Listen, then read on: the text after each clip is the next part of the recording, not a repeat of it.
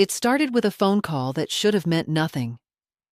I was in the kitchen, standing by the window, when the landline rang. Hardly anyone called that number anymore. Just telemarketers, sometimes the bank. I almost didn't answer. But something, maybe instinct, made me pick it up. A man's voice, polite and professional. "Mrs. Moore? This is Alan Stewart, from the Notary's office in Raleigh. I just wanted to confirm that you've signed the waiver of ownership for your residence and business holdings." For a moment, I thought I'd misheard him. "I'm sorry," I said. "The waiver," he repeated. "The document you signed last week, transferring your ownership rights to Mr. Matthew Moore and his wife, Emma Moore. We just need verbal confirmation for our record." There was a sound in my head like glass cracking. "I didn't sign anything," I said slowly. "What are you talking about?" He hesitated. I could hear paper rustling on the other end. "The signature is clearly yours, Mrs. Moore. The file shows it was notarized under your name and witnessed electronically." I felt cold spreading up my arms. "Send it to me," I said. "Right now." He sounded surprised but agreed. When the email arrived a few minutes later, I opened it on my laptop, expecting some obvious mistake, some clerical mix-up. But it wasn't. The document was there in front of me. My name, my address, the date. And below, my signature. Perfectly written, down to the slight curl at the end of the RER. It was my handwriting, identical in every detail. Only, I had never signed it. For a long time, I just stared. The cursor on the screen blinked like a pulse. My breath caught in my throat. The edges of the document blurred. I pressed my fingers against my temple, trying to remember. Had I signed anything recently? Had someone brought papers? Maybe from the accountant? Maybe from the insurance company? Number. Nothing. The notary's voice echoed in my head. "You signed it last week." I hadn't. The realization hit slowly, in waves, shock, disbelief, and then a kind of hollow fear that settled deep in my stomach. Someone had forged my name, but not just on any paper. On the deed to my home, the last piece of my husband's legacy. The house had been ours for almost 30 years. We'd built it brick by brick, paid off every cent together. After David's death, it became more than a house. It was proof that I'd survived him, that part of our life still existed. To imagine it taken away with a forged line of ink, it felt obscene. I called the notary back, but he didn't answer. I left a message that was more a plea than a statement.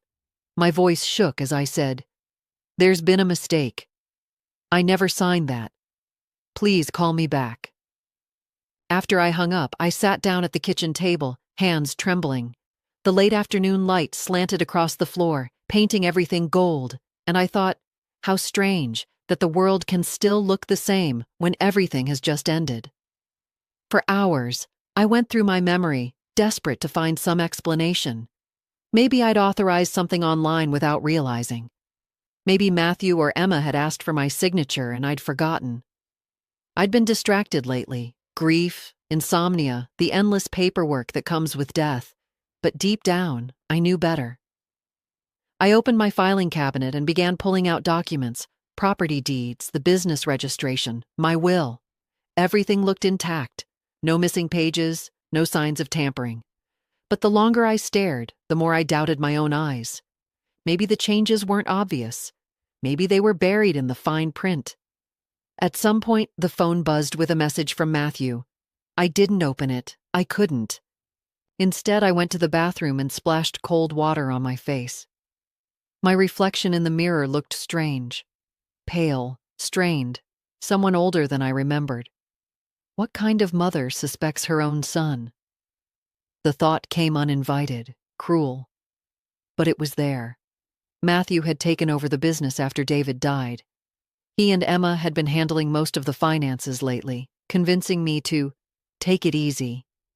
I'd agreed, thinking it was love, not control. I wanted to trust him. God, I did. But trust and blindness often wear the same mask. That night, I couldn't eat. I sat at the kitchen table, staring at the screen, replaying every conversation we'd had in the past 6 months. The way Emma had offered to streamline my paperwork. The time Matthew insisted I sign some insurance updates, saying he'd fill in the rest. The way they'd looked at each other when I hesitated. Had it started then? The first tear fell before I noticed it. Then another. They came quietly, not from sadness, but from humiliation. I had always prided myself on being careful, responsible, rational. But maybe I wasn't any of those things. Maybe I was exactly what they thought. A lonely, grieving woman too naive to see what was happening under her own roof.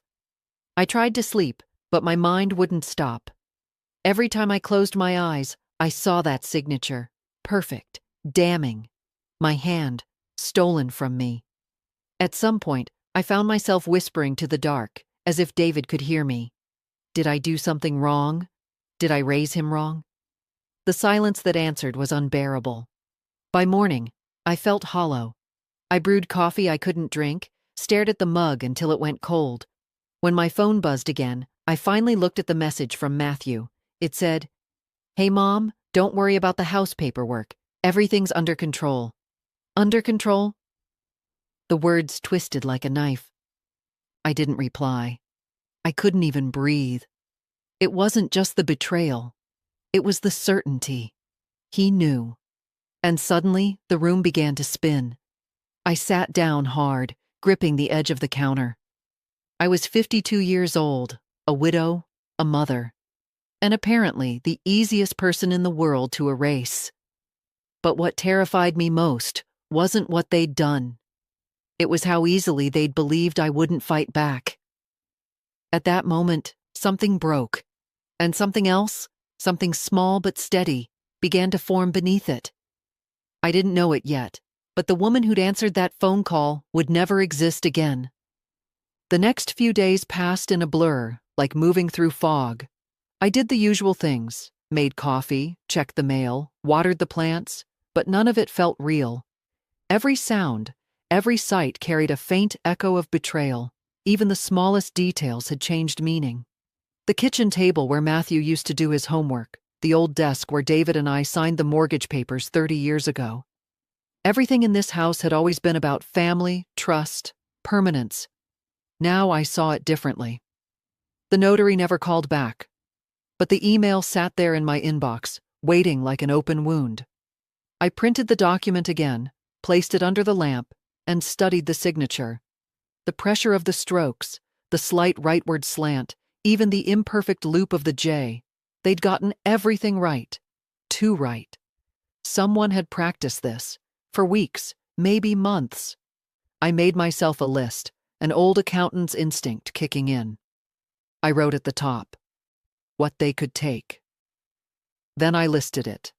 The house, the business shares, the savings account, the trust fund David left for Lily. By the time I finished, the list filled half a page. My hands were shaking again. I'd always believed my family was safe because we weren't greedy. We were ordinary, careful, practical people. But greed doesn't always come as hunger. It comes as entitlement. I remembered how, after David's death, Matthew insisted on handling the accounts to make things easier for me. I'd let him. I'd told myself it was his way of stepping up, of protecting me.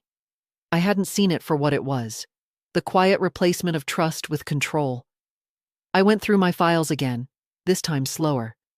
Bills, statements, letters. I noticed things I'd ignored before, bank mail that stopped coming, account notifications rerouted to a different email, a joint account I didn't remember opening. When I checked the latest statement online, my heart sank. A large transfer, nearly $50,000, had left my account 3 weeks ago. The recipient, Moore and Partners, LLC, Matthew's company. I wanted to call him right then, demand an explanation, but I stopped myself. I needed clarity, not another wave of emotion. Anger would make me sloppy. I'd learned that lesson long ago in business. That evening, I found a voicemail from Emma. Her tone was soft, almost pitying. "Hey, Mom. I heard about the notary mix-up. Don't stress yourself, okay? Matt's taking care of it. Just rest and let us handle things. Rest and let us handle things. I could practically hear the smirk behind those words. I didn't call her back. Instead, I wrote down every date, every call, every piece of evidence that tied back to them. For years, I'd used numbers to make sense of chaos. Now, I used them to stay sane. By the third day, the fear began to shift. It was still there, but quieter, replaced by something colder, steadier. Determination. That morning, I drove into town and met with a lawyer I hadn't spoken to in years, an old colleague of David's named Harold Wallace. He'd handled our property documents back in the 90s, when life was simple and we thought signatures meant something. He looked older now, white hair, stooped shoulders, but his eyes were still sharp. When I told him about the waiver, he didn't interrupt. He just listened, hands folded, expression grim. When I finished, he leaned back. "You're saying the notary confirmed it was signed under your name?" "Yes." "And the signature matches exactly?" "Perfectly." He nodded slowly. "Then it's forgery." "Sophisticated, but forgery." We can prove that. His calmness steadied me. "How?" I asked. "Start by not reacting," he said. "Don't confront them. Don't accuse anyone. Keep collecting evidence. I'll request certified copies of the document from the registry and track down the notary's log. If he didn't see you sign in person, the notarization is invalid." I nodded, grateful but terrified. The idea of pretending nothing was wrong around Matthew and Emma felt unbearable, but necessary. Before I left, Harold looked at me over his glasses. "Marion," he said softly, "you need to be ready for what this means. If they did this knowingly, they're not going to back down easily." "I know." "Then you also need to accept this. You're not protecting them anymore." I think that was the hardest sentence to hear. Driving home, I replayed it in my head. You're not protecting them anymore. I realized how much of my life had been built on that instinct. To protect, to smooth over, to forgive before the apology came. I'd done it with David's temper, with Matthew's mistakes, even with Emma's cutting remarks. But this time, protection meant complicity. When I got home, Emma's car was already in the driveway. She was waiting in the kitchen, smiling that brittle smile she always wore when she wanted something. "We were worried," she said. "You've been so distant lately." I said nothing. She glanced at the stack of documents on the counter. "Still working on the notary thing?" "Honestly, it's probably just a clerical issue. These things happen." I looked her straight in the eye. "And if it's not?" She blinked. "Excuse me?" "If it's not a clerical issue," I repeated quietly, "then what would it be?" For a moment, I saw something flicker behind her eyes. Fear, irritation, maybe both. But she quickly smiled again. "You've been under stress, Mom. Losing David, handling everything alone. It's a lot. Matt and I just want to help. You should trust us." Her words were smooth, but her tone carried warning. "Don't dig deeper." I smiled faintly. "Of course. I trust my family." The look of relief, or perhaps triumph on her face, almost made me laugh. She didn't know that sentence no longer meant what it used to. After she left, I locked the door, sat at the kitchen table, and opened a new notebook. On the first page, I wrote, "Rule number 1, never let them see what I know." The next pages filled with lists, dates, accounts, passwords, conversations. I wasn't just reacting anymore. I was building a record. That night, I slept for the first time in days. The fear hadn't vanished, but it had transformed. I wasn't helpless anymore. When I woke the next morning, I went out to the porch with my coffee. The sky was pale blue, the air crisp. The world hadn't changed, but I had. I knew then that the bond between us, mother and son, family and trust, had already broken. Quietly, cleanly, like a thread cut in the dark. And as much as it hurt, it also felt like freedom. The shift came slowly, almost imperceptibly, like the temperature dropping before a storm. At first, nothing seemed different. Matthew still called every few days. Emma still sent me short, polished texts. "Just checking in, Mom." Or, "Don't forget Lily's recital." The kind of messages that pretended to be affection, but were really surveillance. I played along, replying politely, never revealing what I knew. But the atmosphere between us had changed. I could feel it in the pauses, in the too smooth tone of Emma's voice whenever she spoke to me, as if she were performing for an audience I couldn't see. The first open confrontation came a week later. Matthew arrived unannounced one evening. He stood on the porch, hands shoved into his pockets, looking restless. I hadn't seen him alone in weeks. When I invited him in, he hesitated, then said we needed to talk. He didn't sit down. He paced. "Mom," he began, "I heard from the notary's office that you're disputing the ownership transfer." I kept my voice calm. "That's correct." He frowned, confused but defensive. "Why?" "We discussed this months ago." I stared at him. "No, we didn't." "Yes, we did," he insisted. "At dinner, remember? You said you didn't want to deal with the property and the business anymore. You told me and Emma to handle everything. I never said I'd give up ownership," I replied quietly. He sighed, frustrated. "Mom, come on. This is exactly what I mean. You've been so forgetful lately. You've been under a lot of stress. I think you might have just forgotten signing it." His words landed like slaps, the same tone he used when he was 12, caught lying and trying to sound reasonable. I smiled faintly. "You think I forgot signing over my house?" He avoided my gaze. "You've been overwhelmed since Dad died." "I get it. I just don't want this to turn into something ugly." Ugly. He meant public. I said nothing, just let the silence stretch until it became uncomfortable. Eventually, he muttered something about needing to go and left. As his car pulled away, I realized something important. They weren't just trying to manipulate me. They were afraid. And fear makes people reckless. That night, I noted everything he'd said in my journal. His phrasing, his tone, the way he tried to gaslight me into doubting my memory. It wasn't anger that drove me anymore. It was precision. A few days later, Emma showed up with Lily. My granddaughter ran straight into my arms, laughing, oblivious to the tension. She was 7, bright, curious, pure. I held her a little longer than usual, breathing in the scent of her hair, the innocence I was terrified she'd lose if she learned what kind of people her parents were becoming. Emma, meanwhile, moved through my kitchen like she owned it.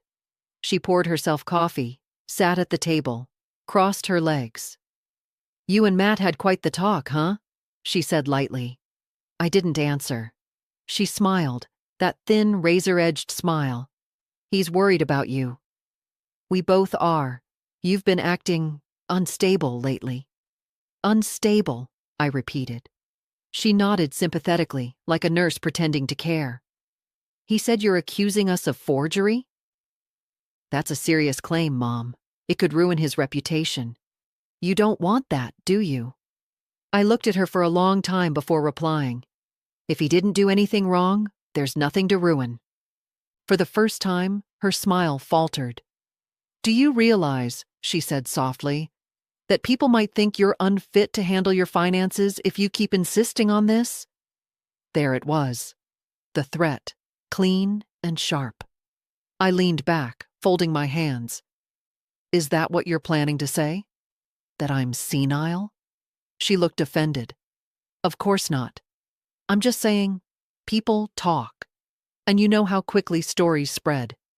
The air between us turned electric.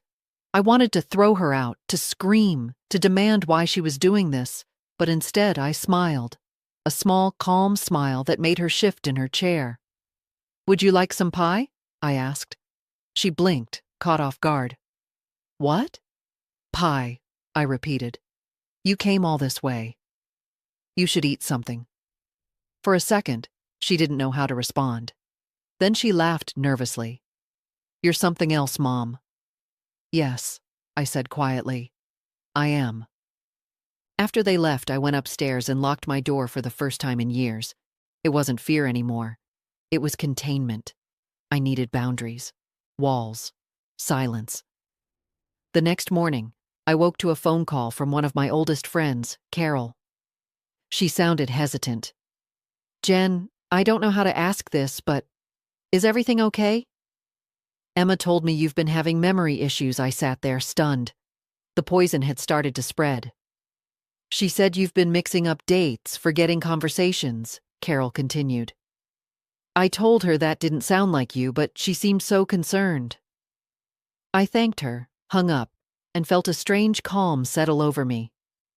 They were laying groundwork, creating a version of me that would sound unreliable if I ever spoke out. Clever, but predictable. The next week brought more of the same. Subtle manipulation turned to open interference. Emma called my doctor's office, claiming to be my caretaker, and tried to access my medical records. The receptionist, bless her, called to confirm first. That call saved me from God knows what kind of evidence they were trying to fabricate. By then, Harold had managed to obtain copies of the notary's records. "He didn't witness the signing," Harold said, his voice hard.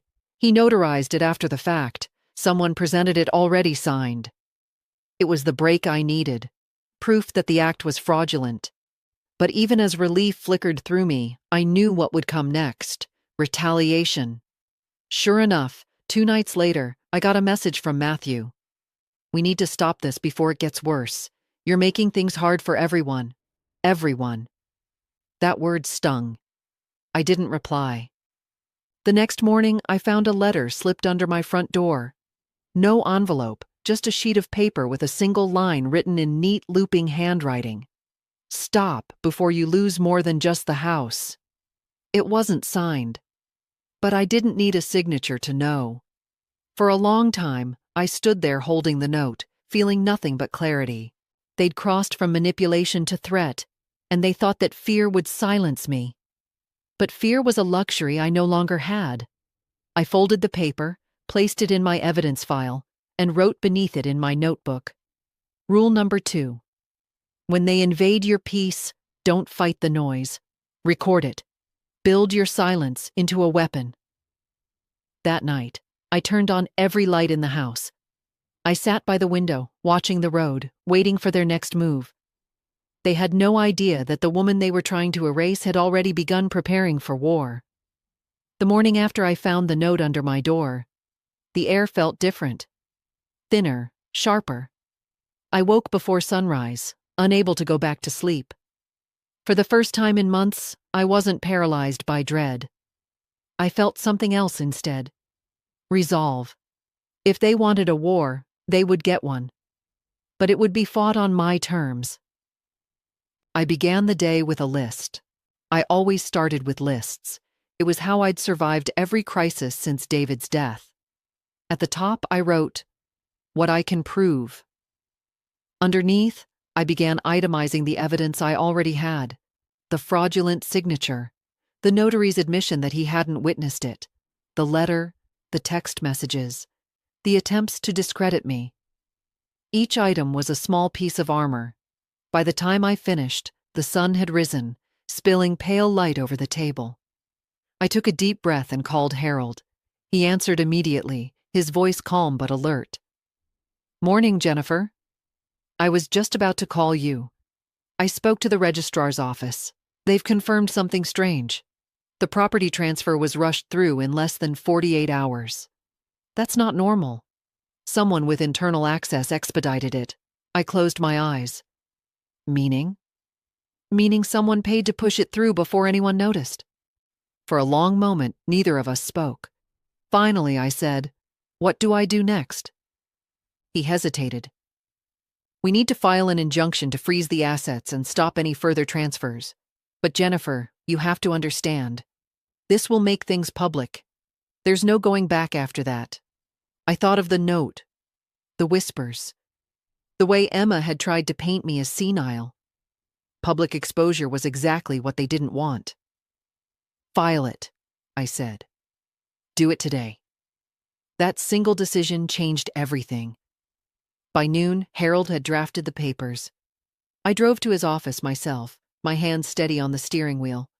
It felt strange to be out in the world, to see people going about their normal lives, shopping, talking, laughing, while I was quietly preparing to upend mine. When I arrived, Harold walked me through the documents.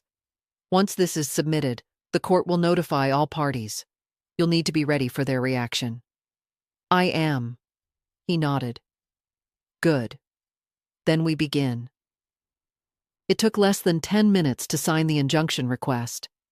The simplicity of it, just a few pages of text, a signature, a date, felt almost absurd compared to the chaos it represented. When I left the office, I didn't go straight home. I drove to the Notary's building in Raleigh, the same one where the fraudulent waiver had been processed. I wanted to see the place for myself, to look into the eyes of whoever had helped forge my name. Alan Stewart, the notary, was a small man with thinning hair and a nervous twitch in his jaw. He recognized my name immediately and turned pale. "Mrs. Moore," he stammered. I didn't realize that I was still alive?" I asked quietly. He swallowed. "They said you'd authorized it. They came with your signature already there. I notarized it because it looked legitimate. I swear I didn't know. Who are they?" He hesitated, glancing around the empty office. "Your son. And his wife." The words hung in the air between us. "Did they say why I wasn't present?" I asked. "They said you were traveling," he whispered, "and that you'd given electronic consent." I nodded slowly. "And you didn't verify that?" He lowered his head. "I made a mistake." For a brief moment, I almost pitied him, but pity wasn't useful anymore. "Then you'll make it right," I said. "You'll provide a written statement confirming that you never saw me sign it." He nodded quickly. "I will. I'll send it today." By the time I left, the evidence was complete enough to expose them both. All that was left was timing. That evening, as I sat in my living room reviewing documents, the doorbell rang. I wasn't surprised to see Emma standing there. Her expression was carefully composed, neither hostile nor friendly, just neutral. "I heard you've been busy," she said as she stepped inside without waiting for an invitation. I stayed seated. "You seem informed," she smirked. "Small town. News travels fast." There was a pause, the kind that feels like a held breath. Then she leaned forward slightly, her voice soft but edged with threat. "You're making a mistake, Mom. This is going to hurt everyone, especially Matthew. He's just trying to protect what's his, I repeated. "You mean what he stole?" Her eyes flashed. "Careful. You're crossing lines you can't uncross." I looked at her, calm and deliberate. "You already crossed them when you forged my name." For a moment, her composure cracked. She turned away, muttering something under her breath, then looked back with a brittle smile. "You really think anyone's going to believe you over us? You're tired, grieving, and you've been confused lately. That's what everyone sees." I didn't respond. I didn't need to. Silence is its own weapon when you use it right. Finally, she exhaled sharply. "I tried to warn you," she said, and left.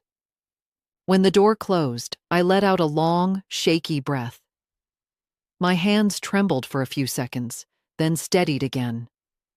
That night, I called Harold to tell him everything. He listened without interruption, then said, "You handled it well. Don't engage again. Let the court handle the confrontation," but I wasn't done. I needed one more move, one that would make them realize I wasn't the fragile woman they'd tried to erase. The next morning, I opened a new email account, one they didn't know about, and sent copies of all evidence to myself and to a secure cloud folder under Harold's name. Then I composed a simple message to Matthew. "We need to talk. At my house. Tomorrow at 7. Come alone." He replied almost immediately. "Fine." But this has to stop. When the time came, I was ready. I had 2 small cameras hidden in the living room, one behind the bookshelf, another on the mantel. My laptop recorded audio. Matthew arrived on time, his expression somewhere between guilt and anger. He didn't sit. He walked around, restless. "Mom, why are you doing this? Why can't you just trust me?" I looked at him, the son I'd loved, raised, sacrificed for.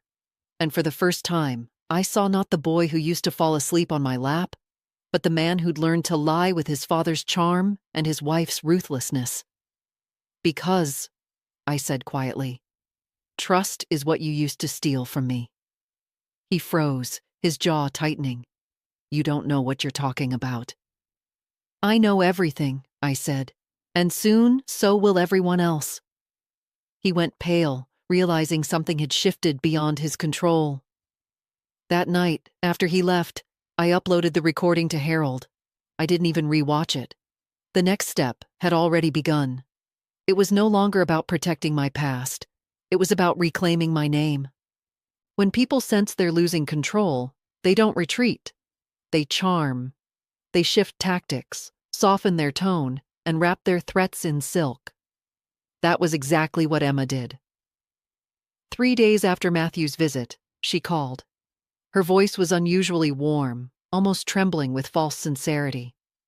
"Mom," she said, "I think we got off on the wrong foot.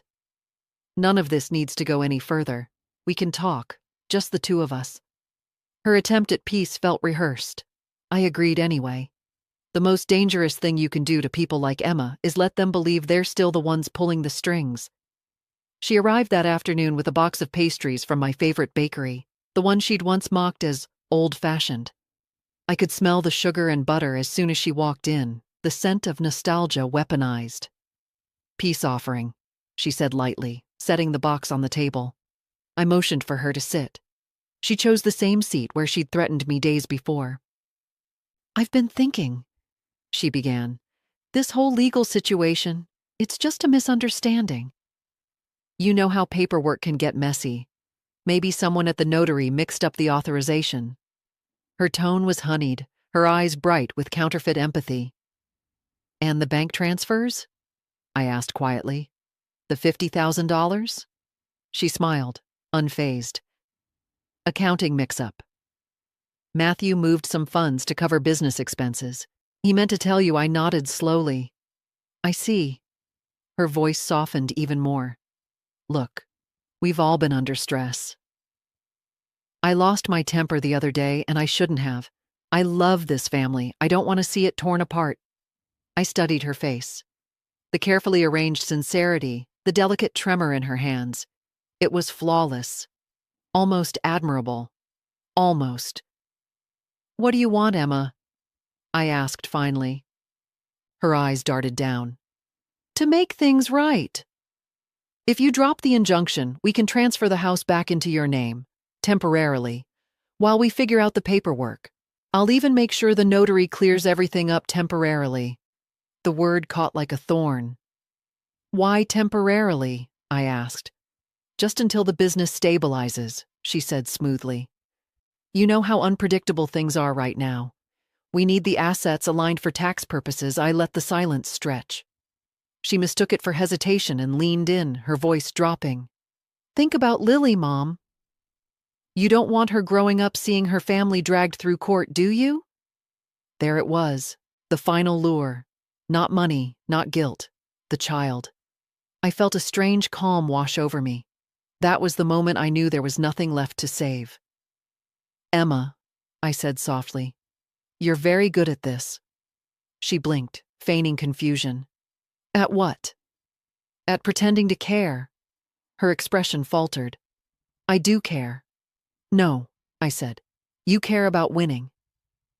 Her lips tightened. "You're being dramatic." "Am I?" I stood, pacing slowly around the table, just as she had once done in this same kitchen. "You forged my name. You stole from me. And now you sit here in my house and think you can barter my silence with pastries and empty promises." Her face changed then, The veneer of composure cracked, revealing the sharp edge beneath. "You don't understand," she snapped. "You're not the victim here. You were never supposed to be in control. You've had everything. This house, the money, the business, and you think you can just keep it forever? You're holding us back." The words poured out of her like venom, years of resentment and entitlement surfacing at once. When she finished, her chest heaved, her voice hoarse. I waited until the silence felt suffocating, then said calmly, "You should leave." She stared at me, incredulous. "You think this is over?" "It's already over," I said, her jaw tightened. "You'll regret this." "Perhaps," I said, "but at least the regret will be mine." She grabbed her bag, stormed to the door, then turned back for one last strike. "Matthew will never forgive you for this. You're destroying your own family," I met her gaze. "He destroyed it when he let you do this." And then she was gone. When the door clicked shut, I stood there for a long moment, feeling neither anger nor sadness. Only relief. The confrontation had burned away whatever illusion still lingered. That night, I opened my journal and wrote, "Rule number 3, the moment they offer peace, they're panicking. Never confuse an apology for surrender." Harold called the next morning. "They filed for mediation," he said. "They're trying to settle privately." "Of course they are," I said. "They're afraid of discovery." He chuckled softly. "You're sharper than most of my clients." "Desperation makes people observant," I replied. We agreed not to respond. Let them wait. Let them sweat. The following week, I focused on restoring order. I met with the bank to secure my accounts, changed all passwords, removed their access. Each small act of protection felt like reclaiming a piece of myself. Meanwhile, the calls from Matthew became more frequent, more emotional, sometimes pleading, sometimes angry. I didn't answer most of them. When I did, my tone was steady. He said things like, "Mom, you don't know what you're doing, and you're going to ruin us." I answered only once. "No, Matthew." "You did that yourself." I could hear him breathing heavily on the other end. Then he hung up. Days passed quietly after that. Too quietly. Evelyn, my neighbor and friend who'd started checking in on me regularly, noticed. "Stillness doesn't mean safety," she warned. "It just means they're planning."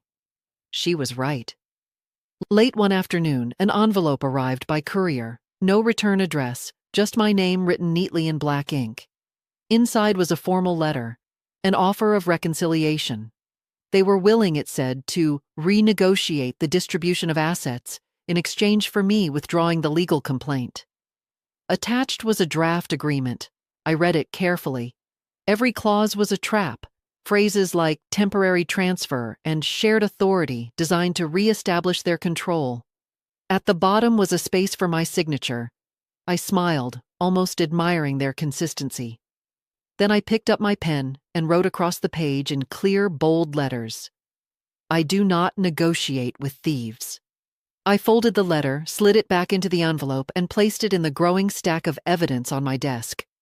That night, I brewed tea, opened the window, and let the cool air fill the room. I wasn't trembling anymore. My fear had hardened into something clean and simple. Resolve. They had tried kindness. They had tried guilt. Next would come desperation. And I was ready for it. There is a strange quiet that follows defiance. Not peace exactly, but the calm that comes after choosing your side. Once I'd rejected Emma's reconciliation, the house felt different. Not haunted anymore, just empty of pretense. I could breathe again. But still, there were moments when loneliness pressed close. The kind of loneliness that comes not from being alone, but from realizing the people you once loved no longer existed in the form you remembered. Evelyn, my neighbor, became my anchor through those days. She'd knock on my door each morning under the pretense of borrowing sugar or needing help with her printer, but we both knew she was checking on me. She was 70, sharp as a blade, with the kind of confidence that comes from surviving everything twice. One morning, she found me sitting on the porch with a pile of documents spread across the table. "Still at war?" she asked, handing me coffee. "Still standing," I said. She sat beside me, her eyes scanning the papers. "They really thought you'd fold, didn't they?" "They still do," I said. "They think I'm bluffing." Evelyn smiled faintly. "Then keep bluffing until you win." Her words were simple, but they steadied me.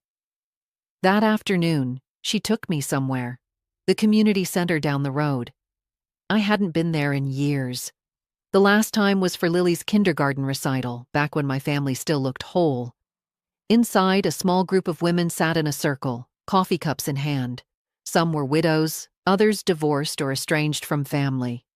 They greeted me with that quiet understanding only people who've seen too much can offer. Evelyn introduced me. "This is Jennifer," she said. "She's fighting for her life, in the legal sense." They chuckled gently, but their eyes were kind. At first, I didn't want to speak. But as the hour passed, listening to their stories of inheritance battles, of gaslighting children, of brothers who'd rewritten wills and cousins who'd stolen homes, something inside me began to loosen. When it was my turn, I spoke softly. "Someone forged my name," I said. "They tried to take everything my husband and I built. And for a while, I thought maybe I deserved it, for trusting too much." The room went still. Then Nora, a woman with short silver hair, nodded. "They always make us feel that way," she said, "like our kindness was a flaw instead of a choice." Another woman, Carla, added, "That's how they win, by making you believe you're weak for having a heart." Their words pierced through me. I realized how much shame I'd carried, not just anger, but shame for being deceived by my own son and his wife. After the meeting, Nora walked me to my car. "You know," she said, "there's a strange power in being underestimated. It gives you time to prepare driving home." I replayed those words over and over. That night, I slept better than I had in months. When I woke, the first thing I felt wasn't dread. It was purpose. Over the next weeks, I rebuilt myself in small, deliberate ways. I started walking every morning before sunrise, when the world was still and forgiving. I cleaned out old drawers, shredding papers that no longer mattered. I played music in the kitchen again, jazz, the kind David used to hum to. Each small act was like washing the poison out of my system. One morning, Evelyn found me planting hydrangeas in the front yard. "You're glowing," she said with mock suspicion. "I'm reclaiming my territory," I said. "1 square foot at a time?" She laughed. "You always were too polite for vengeance." "I'm not polite," I said, smiling. "I'm precise." She nodded approvingly. "Good. Polite women lose wars." It became our joke. The war. But we both knew it wasn't a joke at all. During that time, I also started writing letters. Not to send, just to release. I wrote to David, to Matthew, even to Emma. I wrote down everything I'd never said aloud. The disappointment, the betrayal, the rage that had been trapped behind composure. Then I folded the pages and burned them in the fireplace. Watching the flames curl around the paper felt like confession, cleansing. Each night afterward, I'd whisper a quiet mantra before bed. "You are not what they did to you." Weeks passed like that, steady, almost peaceful. Then, one evening, as Evelyn and I were having tea, she said, "You're ready." "Ready for what?" "To stop defending yourself," she said, "and start attacking." I smiled faintly. I thought I already was. "Not yet," she said. "You've been surviving." Now it's time to reclaim. Her words echoed long after she left. That night, I sat at my desk and opened my file folder. Inside were copies of every document, every text, every recording. It was all there. The proof, the lies, the signatures. But this time, I didn't see them as symbols of loss. I saw them as weapons. I realized something important. I wasn't waiting for justice anymore. I was creating it. The next morning, I went to see Harold. He took one look at me and said, "You've decided something." "Yes," I said. "I want to go public. No more quiet filings, no more private negotiations. I want this in court, with records, witnesses, the whole thing." He studied me carefully, then nodded. "You're sure?" "I'm done hiding," I said simply. He smiled. "Then, let's make it official." As he prepared the new filings, I felt no fear, only clarity. Every paper signed, every document notarized, was another layer of armor. That afternoon, I stopped by the community center again. The women from the group were there, laughing over coffee. When they saw me, Nora raised her cup. "Our fighter's back," she said. "Not back," I said. "Just ready." They cheered softly, and I realized that healing wasn't something you reached. It was something you carried with you, like a scar that reminded you what survived. That evening, I walked through my house, touching the walls, the photographs, the things that still belonged to me. I didn't see ghosts anymore. I saw roots, deep, unbroken, mine. Outside, the hydrangeas were beginning to bloom. I knelt beside them, brushing soil from my hands, and whispered, "This is where it ends." But I didn't mean defeat. I meant the end of fear, the end of silence, the beginning of me. When you stop playing defense, the world shifts beneath you. The same streets, the same faces, the same names, yet everything feels different when you're no longer the one being hunted. I filed the official lawsuit on a Monday morning. Harold stood beside me as I signed the papers in front of the clerk. My hands didn't shake this time. The clerk, a young woman with sympathetic eyes, stamped the documents and said, "Good luck, Mrs. Moore." Luck had nothing to do with it anymore. By that afternoon, the summons had been delivered to both Matthew and Emma. I imagined their faces when they opened the envelope. Confusion first, then anger, then panic. It didn't take long for the retaliation to begin. The very next day, I received a call from Matthew. His voice was sharp, full of rehearsed outrage. "What are you thinking, Mom? Do you realize what you've done? You're dragging our family name through the mud." I listened in silence until he ran out of breath. Then I said quietly, "I'm not the one who dirtied it." He didn't know how to respond to that. When the silence grew too heavy, he hung up. Later that evening, an email arrived from Emma's attorney, full of hollow accusations, claims that I was unstable, that my memory lapses made me unfit to manage my estate. I read every line slowly, my anger turning to disbelief, then to grim amusement. They were doubling down on the insanity narrative. Predictable, desperate. I printed the email, highlighted the most absurd phrases, and added it to my growing folder of evidence. Each attack they made became another piece of proof that I'd been right all along. Harold called the next day.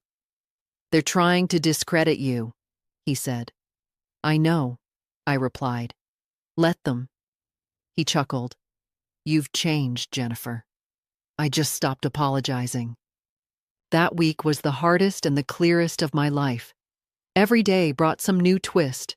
An anonymous letter left in my mailbox calling me a disgrace. False rumors spreading through town about my mental state. Even whispers that I'd been drinking. Emma was orchestrating a full campaign, using every social connection she had to isolate me. But isolation only works on people who need approval. I didn't anymore. Evelyn called it emotional warfare.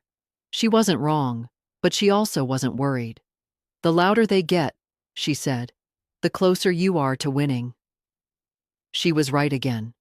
2 weeks later, we had our first pre-trial hearing. I wore navy blue, David's favorite color. When I entered the courtroom, I saw them sitting together. Matthew, pale and tired, and Emma, perfect as ever, her hair sleek, her eyes sharp and watchful. She didn't look at me until the hearing began. When she finally did, her expression was a masterpiece of controlled indignation. To anyone else, she looked like the wronged daughter-in-law, trying to protect her poor, confused mother-in-law from her own delusions. But when our eyes met, the mask slipped for just a second. I saw fear there, small and pulsing beneath the surface. Harold presented the documents first: the fraudulent waiver, the notary's written statement, the evidence of the unauthorized transfers. The judge, an older woman with an expression like carved stone, listened without emotion. Emma's lawyer tried to argue that I had likely forgotten signing the waiver. The words barely left his mouth before the judge interrupted. "Are you suggesting Mrs. Moore fabricated the notary's confession?" He faltered. "No, Your Honor, but—" "Then move on," she said. I didn't smile, but I wanted to. When the hearing ended, Emma brushed past me in the hallway. Her perfume was the same as always: lavender and money. "You think this means you've won?" she muttered. I turned to her. "I don't think," I said. "I know." For a moment her expression wavered, her composure cracking like thin glass. Then she walked away, heels clicking too fast. The days that followed were filled with small victories. The court granted an immediate freeze on all contested assets. Harold called it a major blow. Emma called it unfair. I called it progress. Still, the fight wasn't over. I knew better than to underestimate people who build their lives on lies. They don't crumble gracefully. Sure enough, a few nights later, I found my car tires slashed in the driveway. A coincidence, maybe. But when I checked my security camera, the footage showed a shadowy figure near the fence line.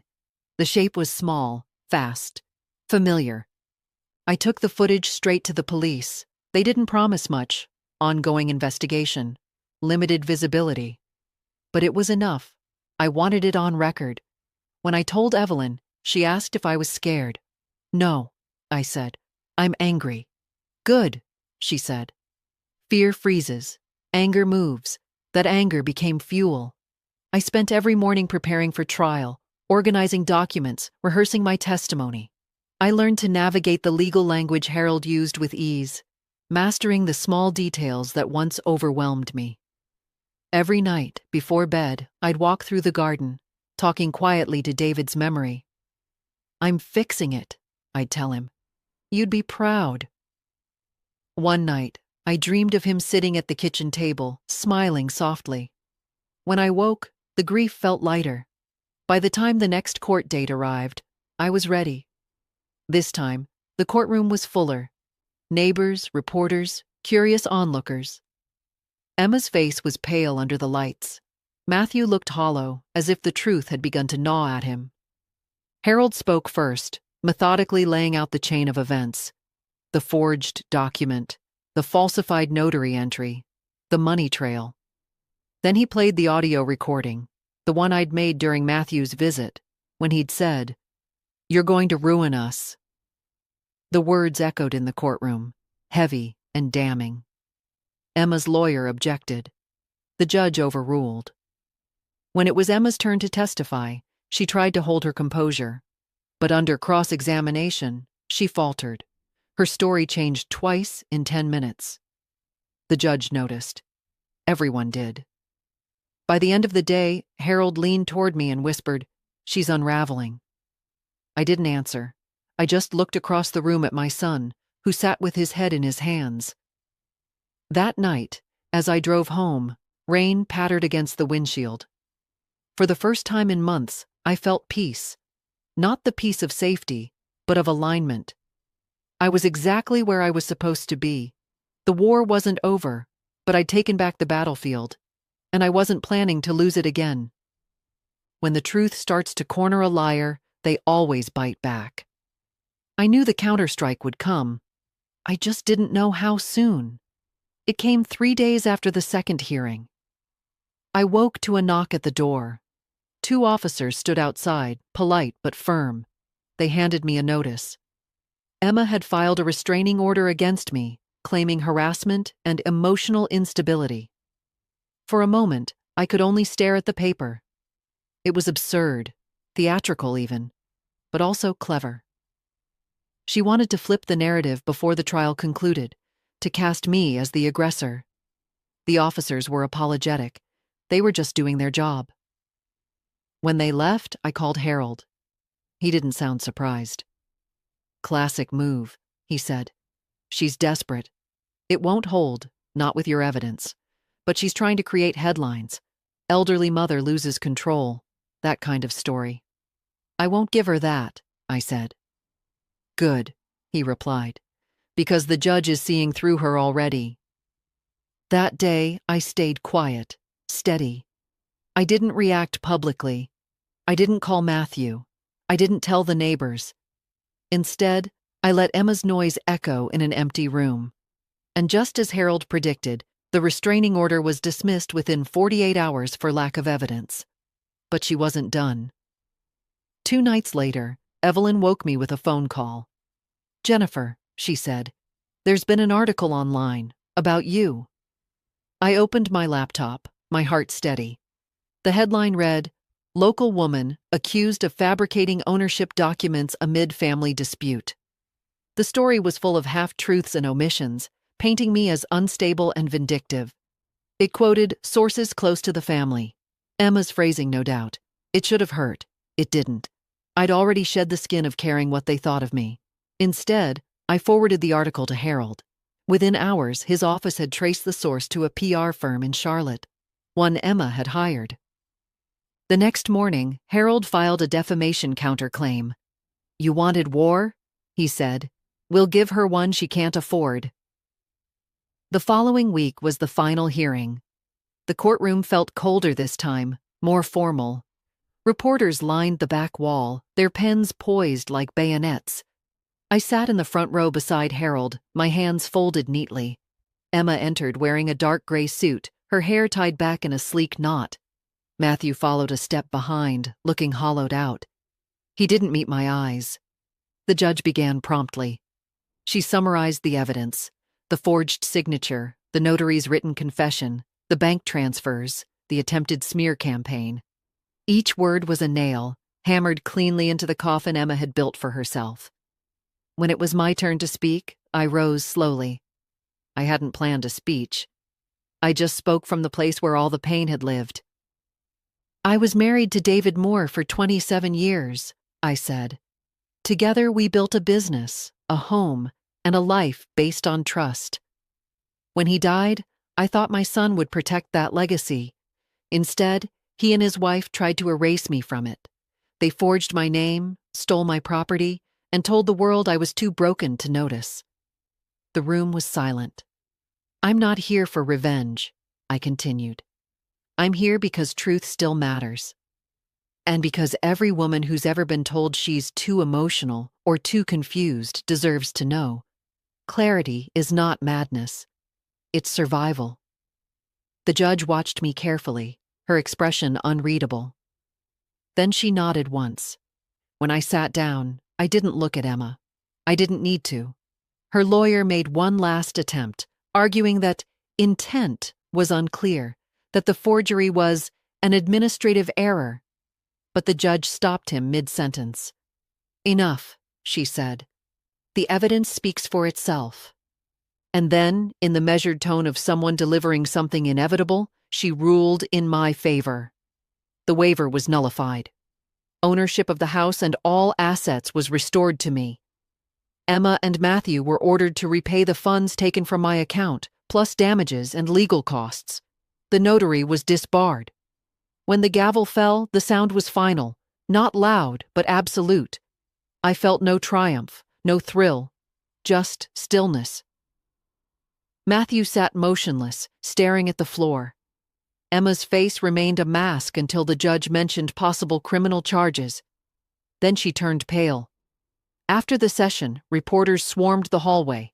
Questions flew. "How do you feel?" "Do you plan to press charges?" I didn't stop. I just said quietly, "Justice doesn't need noise." Outside, the air was bright and sharp. Evelyn was waiting near the steps, arms crossed, smiling that fierce little smile.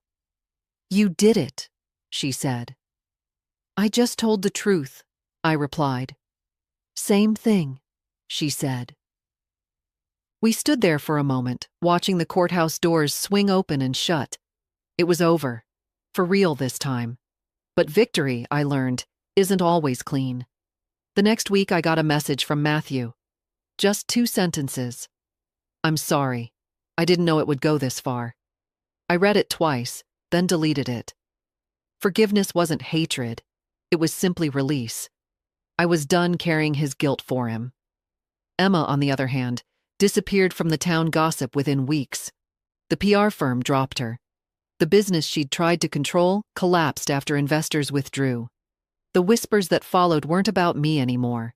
They were about her. By the end of that year, she'd filed for bankruptcy. Word spread that she and Matthew had separated.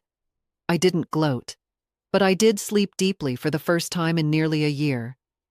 A few months later, I stood on my porch at sunset.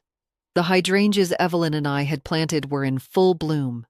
The house behind me was quiet, solid, mine again. I thought of David then, not as a ghost, but as memory. The man who used to tell me, "You always see the good in people, Jen. Just make sure they deserve it." For years, I hadn't listened. Now, I finally had. As the sun dipped below the trees, I whispered to the air, "It's done." No bitterness, no fire, just the clean weight of truth, finally set down. A year has passed since the trial ended. The seasons have turned, the garden has bloomed and withered and bloomed again, and I have learned to live inside the silence I once feared. The house feels alive now. Morning light spills through the kitchen window and lands on the table where David and I used to sit. The air smells faintly of coffee and lavender. I still keep everything in order, the way I always did. But now it's out of choice, not anxiety. Every morning, I take a walk down to the lake.